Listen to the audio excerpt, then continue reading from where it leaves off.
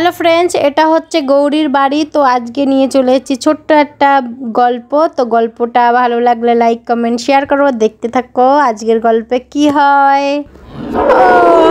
সকাল হয়ে গেছে বোধহয়। ধবলিটা তো ডাকছে কেন, দেখি তো উঠে কি হয়েছে ধবলিটার। তো ডাকাডাকি করছে ভোরবেলা। এই বাবা, ফর্সা ফর্সা হয়ে গেছে, তো ভোর হয়ে গেছে, তাড়াতাড়ি উঠি দেখি ধবলির কি অবস্থা, এরকম ডাকাডাকি কেন করছে। সকালবেলা ঘুমটা মোটে ভাঙতেই চাইছে না। যাই সকালে সকাল তাড়াতাড়ি করে কাজগুলো সেরে নেই, নাহলে রূপা উঠে আবার কাজ শুরু করে দেবে। এইরকম অবস্থায়ও কত কাজ করে আমার সঙ্গে, ওই পেট নিয়ে বারণ করি তাও শোনে না। তাড়াতাড়ি ওঠার আগেই আমি কাজগুলো সেরে নেই, কথাই শোনে না মোটে। এই ধবলি কিরে, এত ডাকাডাকি করছিস কেন? এ বাবা, সামনে একলো খড়কুটো নেই, এই জন্যই ডাকাডাকি করছিস। নে এগুলো খেয়ে নে তাড়াতাড়ি করে, নে ধবলি নে, তোর তো খুব খিদে পেয়েছে তাই না? খেয়ে নে এগুলো তাড়াতাড়ি করে। ধবলির সামনে একটাও খড়কুটো নেই, এই জন্যই তো ডাকাডাকি করছিল। বেশি করে কটা দিয়ে রাখবে ওর বাবা, তাও দেয় না। রাতে অল্প অল্প করে খাবার দেয়, এই জন্যই ভোরবেলা তাড়াতাড়ি করে ডাকে। ঘুমটাই ভাঙিয়ে দিল আমার। যাই হোক, ভালোই হয়েছে। তাড়াতাড়ি করে উঠোনটা ঝাড় দিয়ে নেই।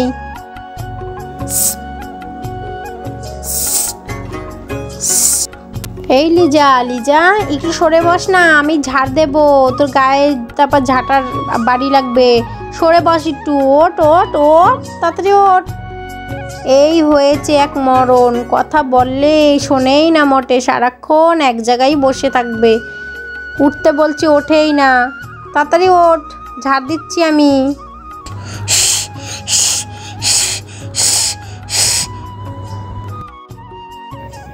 আজকে খুব দেরি হয়ে গেছে ঘুম থেকে উঠতে। দিদির বোধহয় সব কাজই হয়ে গেছে।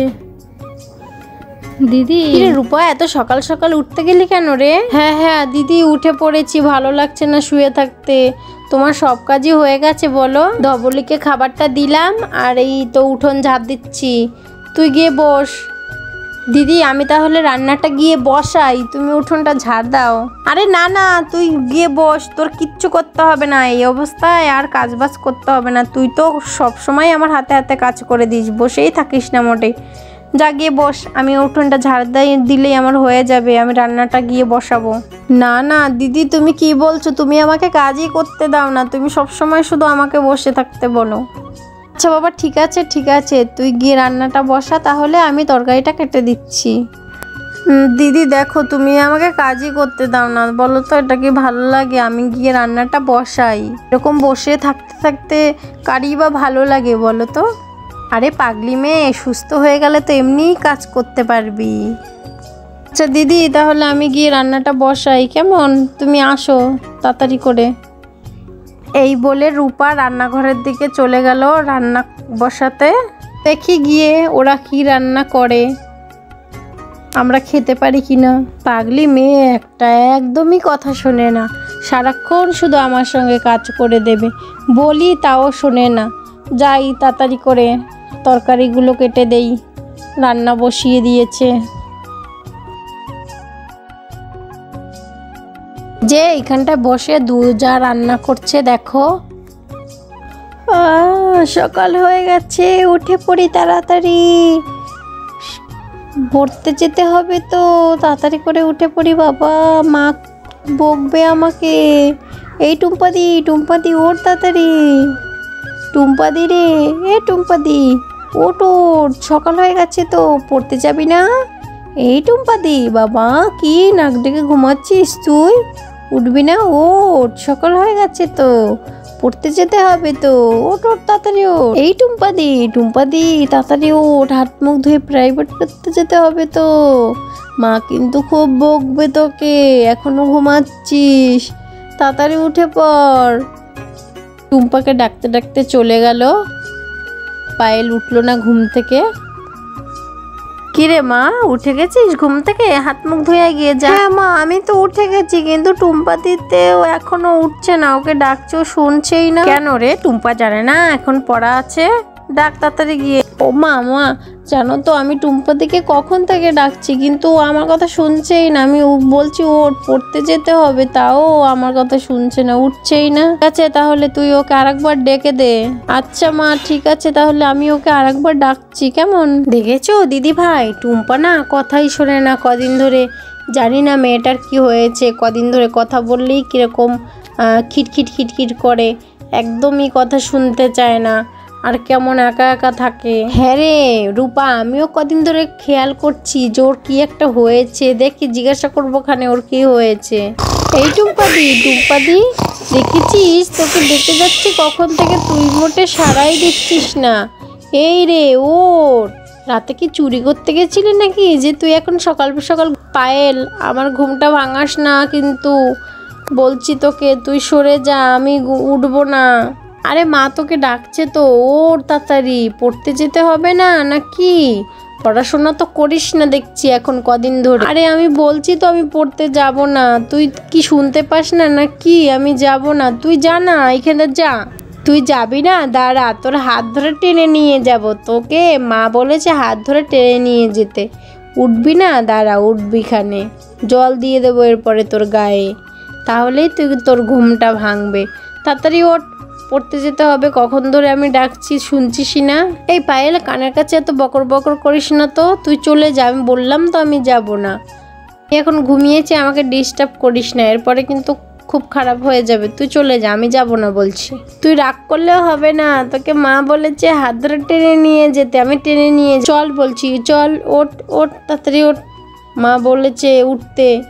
পায়েল, আমার হাতটা ছাড়, আমি কিন্তু এখন রেগে যাচ্ছি, খুব রেগে যাচ্ছি। না আমি হাতটা ছাড়বো না।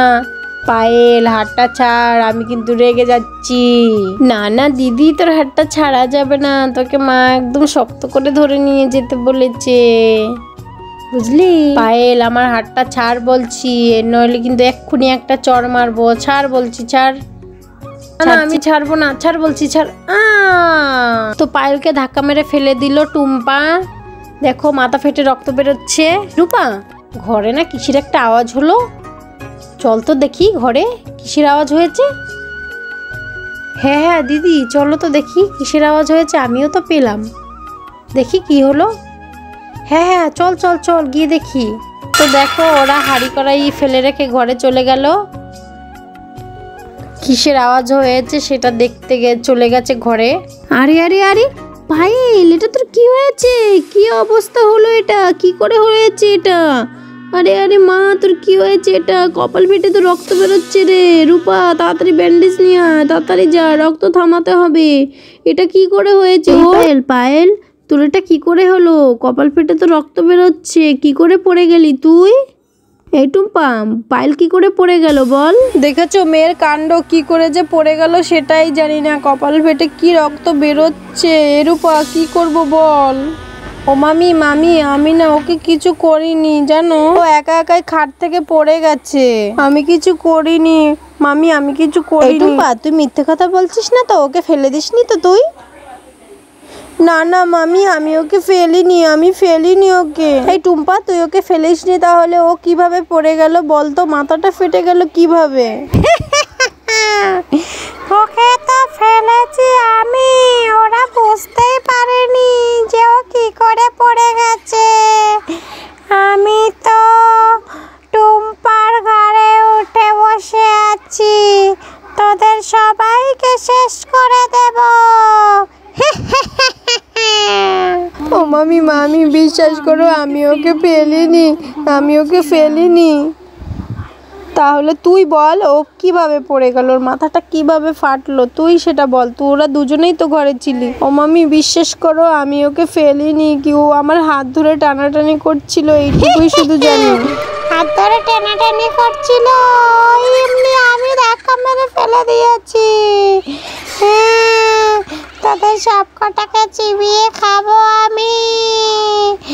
আমি খাবো তোদের সবাইকে। আমি এই বাড়িতে থাকবো, আমাকে থাকতে দিবি না তো?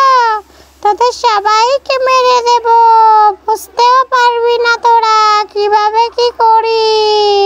তো ভিডিওটা এখানে শেষ করছি। ভালো লাগলে লাইক কমেন্ট শেয়ার করো, আর আমার চ্যানেলে নতুন হলে একটা সাবস্ক্রাইব করে দিও। টাটা।